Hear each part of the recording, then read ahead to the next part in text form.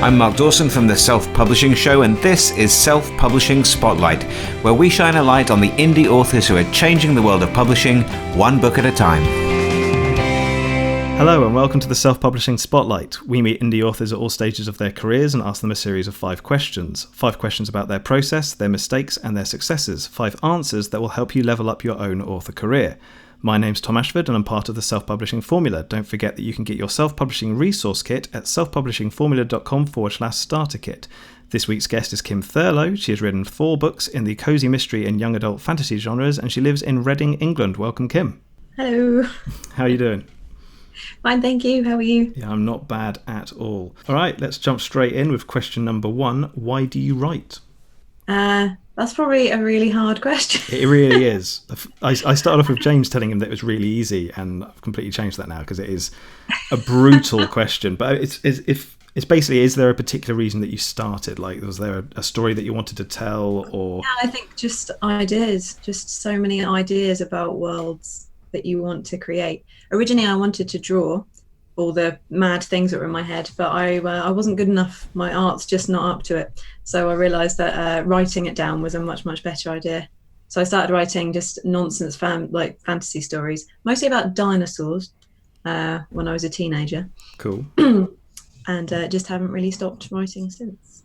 Nice. And you're self-published. You're not traditionally published or hybrid or anything like that? I am self-published. Cool. Would you switch if you were offered something? No. Young adult fantasy, the readership love a paperback. They love a hardback. They collect signed editions. So I think on that genre, there can be some benefits to being in bookshops. But I think about 50% of the readership are adults reading ebooks. So there's still plenty of folks to sell your books to online. Yeah. And so you write in 2 different genres, don't you? Because you have a pen name for the other one. Do you want to go into that a little bit? I have 2. Well, I don't write under Kym Thurlow at all. I have 2 pen names. Nice. So my just because young adult fantasy and cozy mystery are so different, it made sense to split the 2. Yeah. Under 2 different names. Also, in my work, in my normal day job. I do quite a lot of work with IT, so doing the websites and stuff like that I can do myself, so it wasn't much more of an expense to set up 2. Cool. So do you want to tell us what the pen names are, or do you want to keep that secret from the audience? My fantasy pen name is Eliza Rain. Nice. And I write mostly Greek mythology based fantasy and retellings. My cozy mystery, I'm saving up to rapid release, so I'm not going to say anything about that one at the moment. That's fair enough. Cool. So question number 2 is a bit of an easier one. It's how do you write? So do you plot, or sort of do the pantsing method of just sort of seeing where the story takes you? Plotting and planning has completely changed me from a hobby writer to someone who's actually trying to do this as a living. I read Libby Hawker's book, Take Your Pants Off. Yep. Where she suggests plotting your stories via character rather than by events. And the difference in my writing from both an editor's point of view and from my beta reader's point of view, and I can see it as well, the stories they're better, I think, because the character arcs are so much more solid, and it makes it easier for me to write because I know in this part of this series this thing needs to come across about this character, and you kind of almost end up creating events for the story to support the character arc rather than what I used to do, which was, I think, just ram bits of story into the place where I thought it needed to go. Yeah. It just sort of flows a lot better. She's got some worksheets in the book that, they really, really helped me. With the cozy mysteries, it's a bit different because you need a much, much more strict structure. I follow a 4-act structure that's, I think, quite well known for mystery writing, where you drop your clues, your red herrings, kill your suspects, etc. Cool.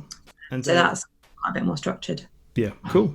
So do you use Scrivener or Word or any other sort of softwares? I do. I use Scrivener to write, and I use Plotist for my kind of story bibles, for my timelines, to keep facts straight about my characters and my worlds, particularly in the fantasy writing.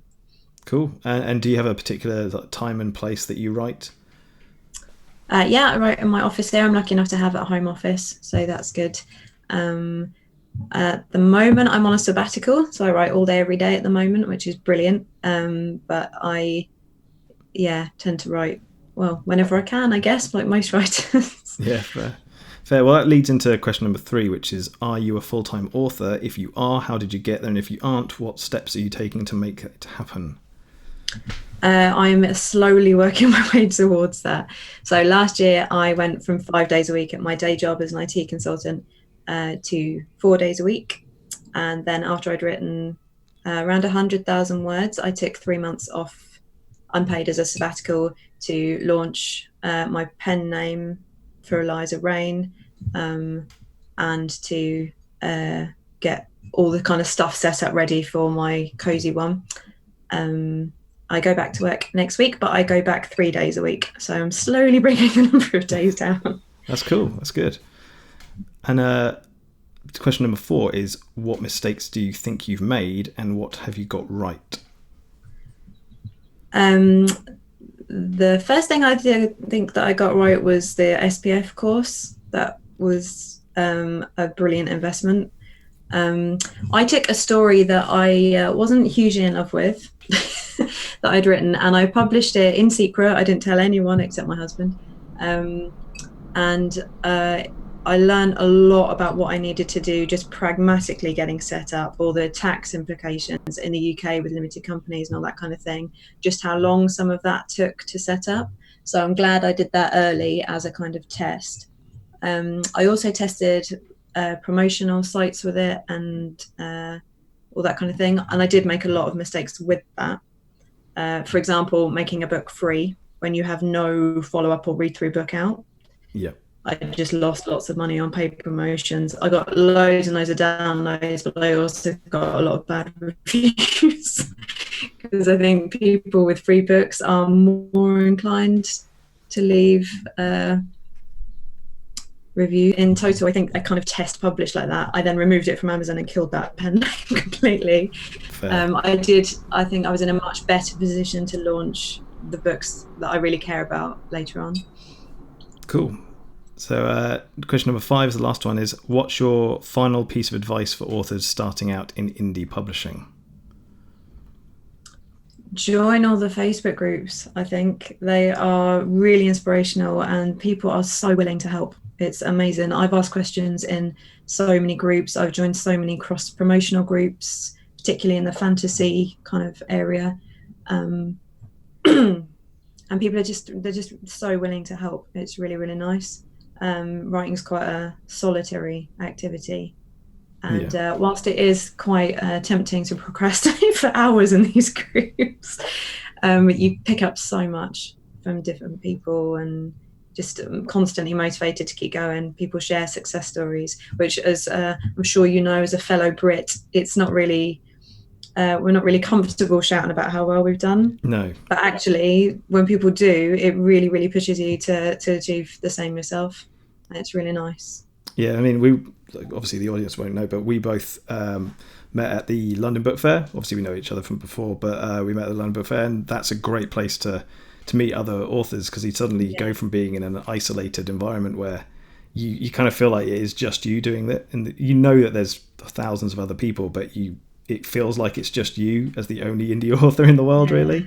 And then to actually meet people and like find their success, and other people are like, you know, still trying to like get things to take off. It's just really kind of, it makes you realize that it is possible and that you're not the only person, you know, like trying to make it work. I'm still in touch with some of the authors I met there, and they've sent me over like newsletter swaps that they know match my genre well, and like inquired about how launches have gone and stuff. And yeah, people really do want to talk to you and celebrate your success and commiserate the fails as well. Yeah. Okay, to go back a little bit to something you mentioned in question 4, obviously you said that you released a book for free and obviously had nothing to follow up. What sort of prices do you go for now as a sort of average? Obviously things change with promotions, but do you go for like 99p like intros, or do you go into sort of just full price for all of them? 99p first in series, and then $2.99 for all the follow-ons. I'm also in KU, which is probably 30 to 40% of my income. Yeah, cool.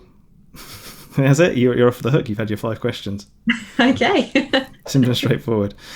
That's it for this week's Self-Publishing Spotlight. Don't forget you can get your free self-publishing resource kit at selfpublishingformula.com/starter kit. And if you want to appear as a guest on this show, send us brief details about yourself and your writing to support@selfpublishingformula.com using the subject line Self-Publishing Spotlight. I'm Tom Ashford, and I'll see you again next week.